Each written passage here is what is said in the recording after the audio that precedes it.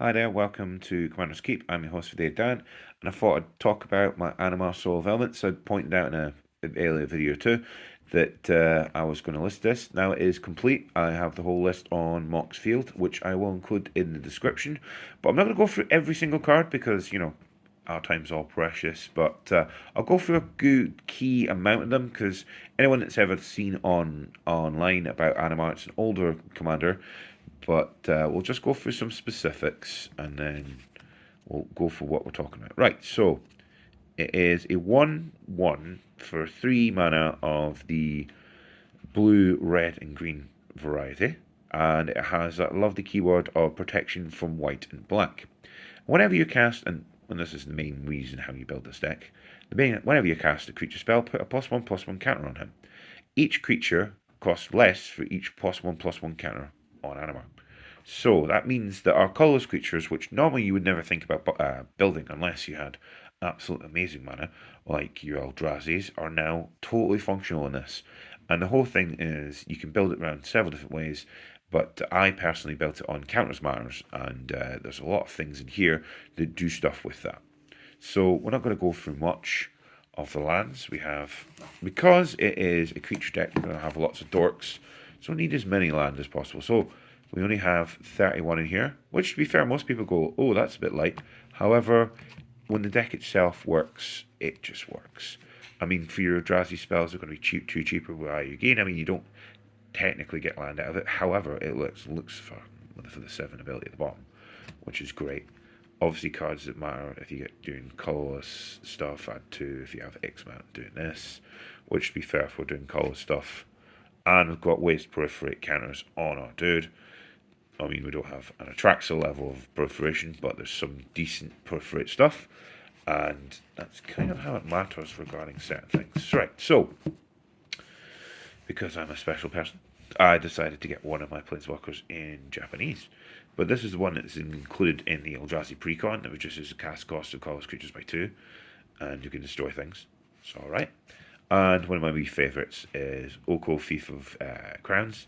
It's a 3-drop, basically controller of the field. It's +1, makes something into an elk, which can be a creature or an artifact, which is really impactful. So someone's commander, if it comes out, it's definitely an elk unless you decide to sacrifice it or kill it. But now, to be fair, if you were going to make something an elk and it's like normally an 8-drop or something like that, an 8 power, you're just going to let that elk live, take a little bit of damage, and keep elk in their field.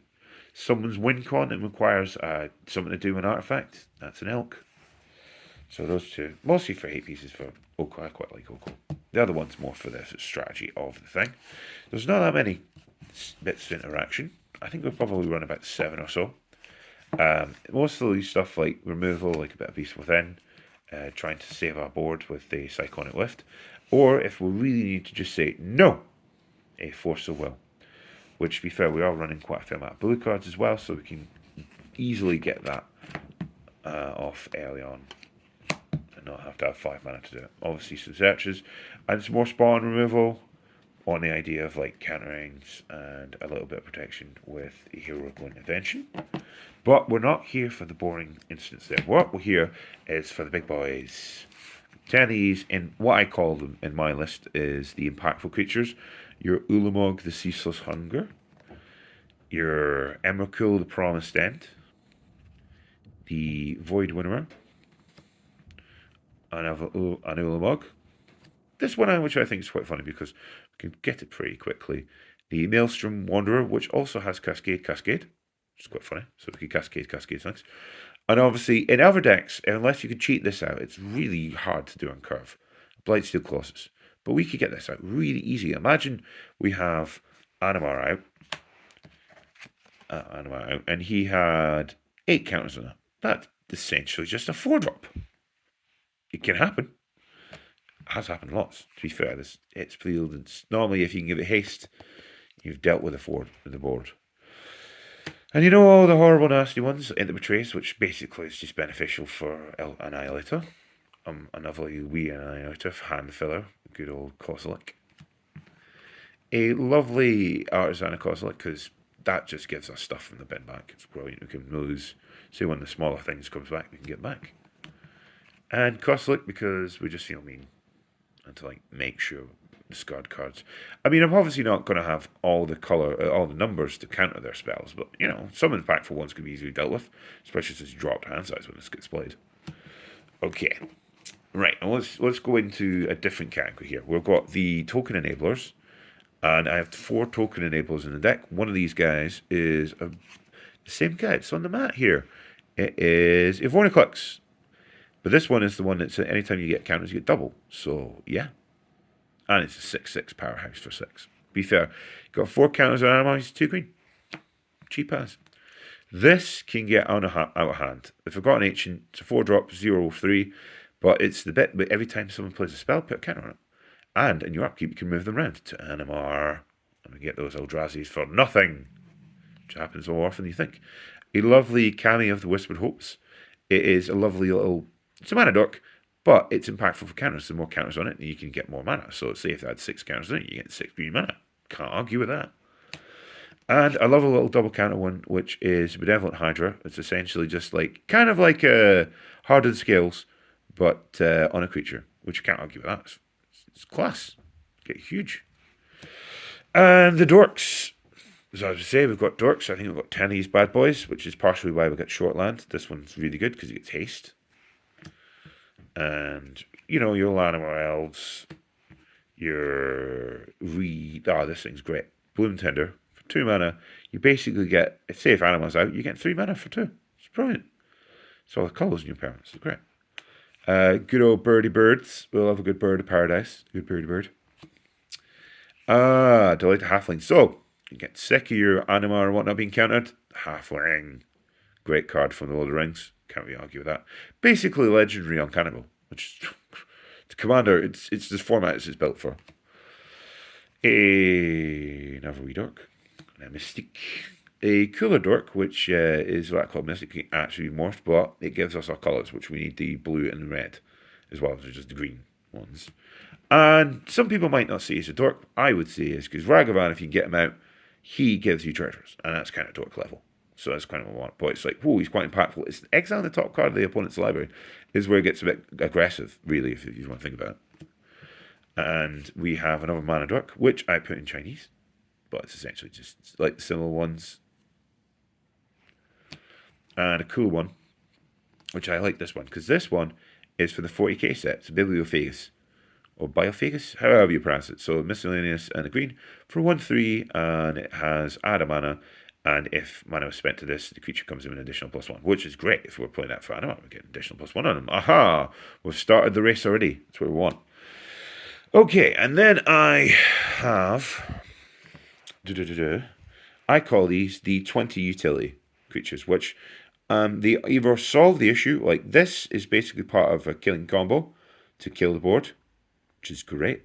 This card, so this one, the Walking Ballista, followed by one of our sorceries of the Weird Harvest to go looking for a ballista. And it has one of our impactful utility cards is in my pile, if I can find it. Here we go. This bad boy. So,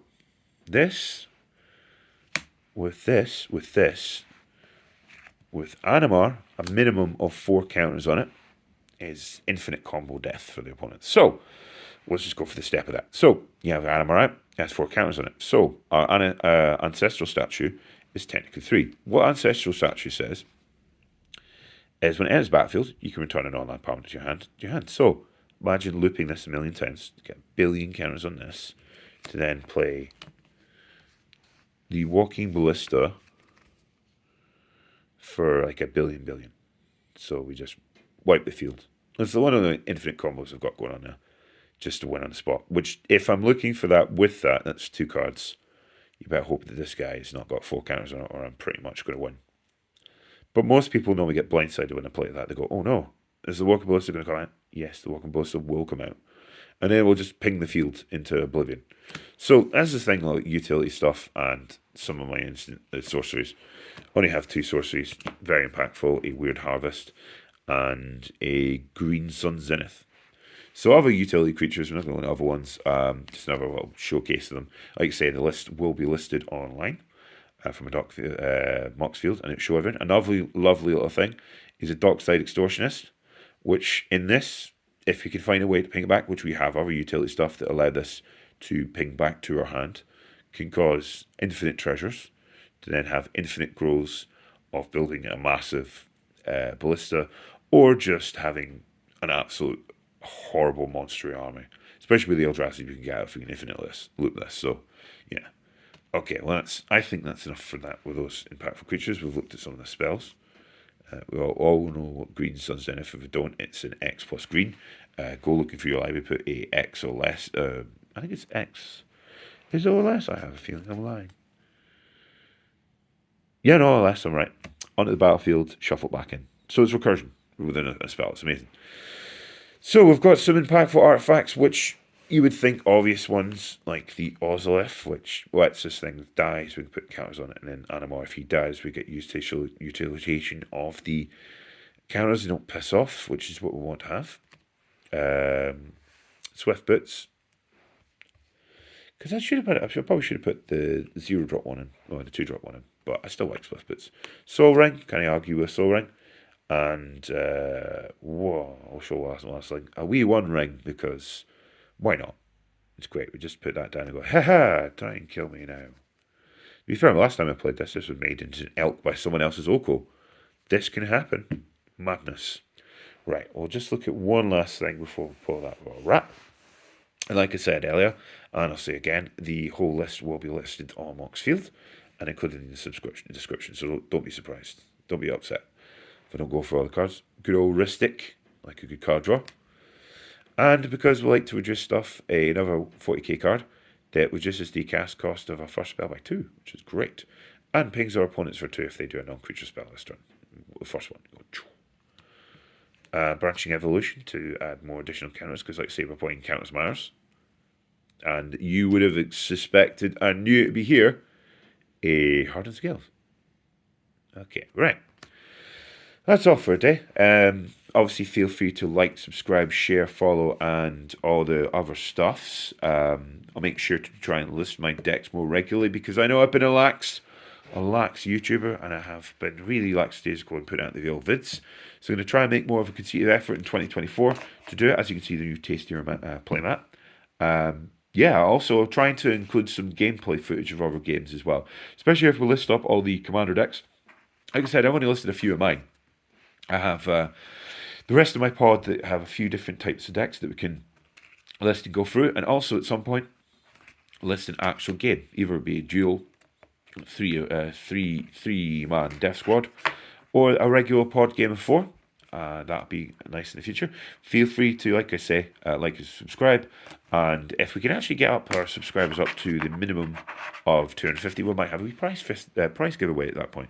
And we'll just try and see it grow the channel. So, like I say, like, subscribe, share, and all that jazz. Anything like that really helps the growth of the channel. So, that's me, Dan, signing off. You have a nice one, guys.